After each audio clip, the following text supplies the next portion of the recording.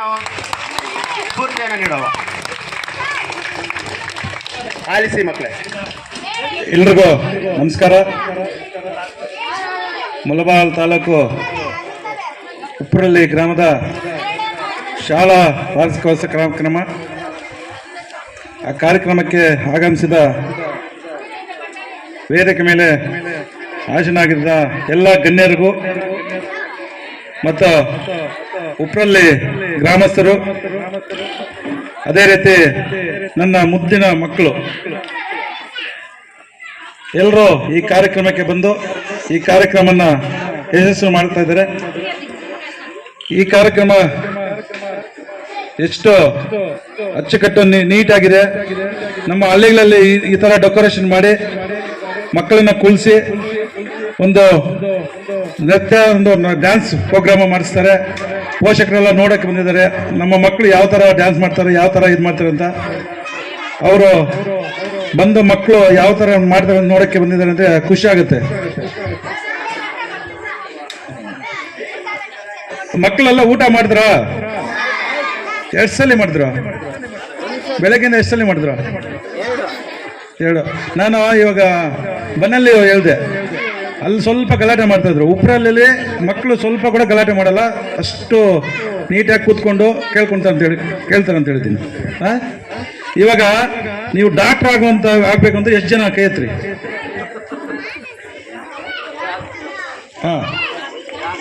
Engineer, ಅದೇ ನೀವಾಗ teachers, ನಿಮ್ಮ ಟೀಚರ್ ಅವ್ರಿಗೂ ಕೋಪ ಬರುತ್ತೆ, ಏನಪ್ಪ ಇವ್ರನ್ನ ಕೇಳ್ದೆ ಅಂತ.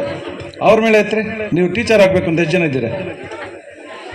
ಅದೆಲ್ಲ ಆಗ್ಬೇಕಂದ್ರೆ ಚೆನ್ನಾಗಿ ಓದಬೇಕು ಅಲ್ವಾ?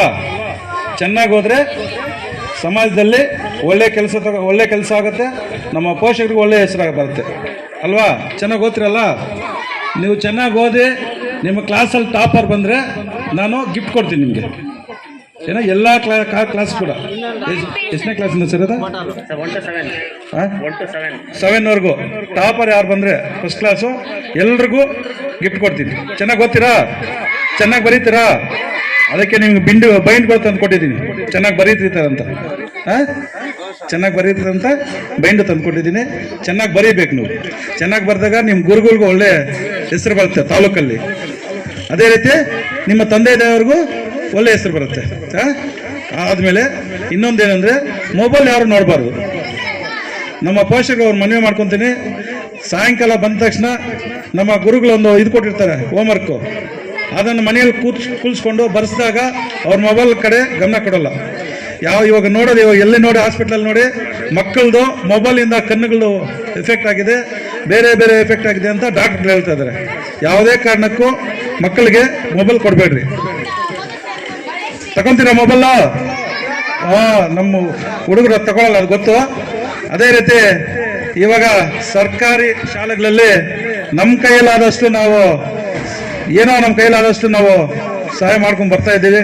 ಯಾಕಂದ್ರೆ ನಾವು ಸರ್ಕಾರಿ ಶಾಲೆಗಳಲ್ಲಿ ಓದಿದ್ದು, ಅದು ಕಷ್ಟ ಏನು ಅಂತ ನಮ್ಗೆ ಗೊತ್ತು. ನಮ್ಮ ರಾಮಕೃಷ್ಣ ಇದ್ದಾರಲ್ಲೇ, ನಾವು ಇಲ್ಲಿಂದ ನಗವಾರ ಅಂದು ಉಪ್ಪರಲ್ಲಿ ಅಂದಿಲ್ಲ, ನಾವೆಲ್ಲ ಜೊತೆಯಲ್ಲಿ ಹೋಗ್ತಾ ಇದ್ದು. ಆ ಕಷ್ಟ ಅಂತ ನಮ್ಗೆ ಗೊತ್ತು. ಅದಕ್ಕೋಸ್ಕರ ನಾನು ಅಷ್ಟು ಓದಿ ಒಂದು ಬಿಸ್ನೆಸ್ಗೆ ಹೋಗಿದ್ದೀನಿ. ಆ ಬಿಸ್ನೆಸ್ ಮಾಡ್ತಾ ಇರುವಾಗ ನನ್ನ ಕೈಯಲ್ಲಾದಷ್ಟು ನಾನು ಸಹಾಯ ಮಾಡಬೇಕು ಶಾಲೆಗಳಿಗೆ ಅಂತೇಳಿ ನಾನು ಇವತ್ತು ಈ ಒಂದು ರೀತಿಯಲ್ಲಿ ಮಾಡ್ತಾ ಇದ್ದೀನಿ ಸರ್ಕಾರಿ ಶಾಲೆಗಳಲ್ಲಿ. ಇವತ್ತು ಬೆಳಗ್ಗೆಯಿಂದ 3 ಸ್ಕೂಲ್ಗೆ ಹೋಗಿದ್ದೀನಿ. ನಮ್ಮ ಭಾಸ್ಕರ್ ರೆಡ್ಡಿ ಸಾರು ನೆನ್ನೆ ಹೇಳಿದಾಗ, ಸರ್ ಸ್ವಲ್ಪ ಲೇಟ್ ಆಗತ್ತಂದ್ರೆ ನಮ್ಮ ಸ್ವಂತೂರಪ್ಪ ಅಂದಾಗ, ಸರ್ ಎಷ್ಟೇ ಕೆಲಸಗಳಿದ್ರೆ ನಮ್ಮ ಸ್ವಂತೂರಿಗೆ ಬರೋಕ್ಕೆ ನಾನು ಬರ್ತೀನಿ ಸರ್ ಅಂತೇಳಿ ಇವತ್ತು ಬರೋಕ್ಕೆ ನನಗೆ ಬಂದ ತಕ್ಷಣ ಎಷ್ಟು ಖುಷಿ ಆಗ್ತಾ ಇದೆ. ನಮ್ಮೂರವರು ಎಲ್ಲರೂ ಇದ್ದಾರೆ, ನಮ್ಮ ಮಕ್ಕಳಿದ್ದಾರೆ ಅಂತ ನಮ್ಗೆ ಎಷ್ಟೋ ಖುಷಿ ಆಗ್ತಾ ಇದೆ.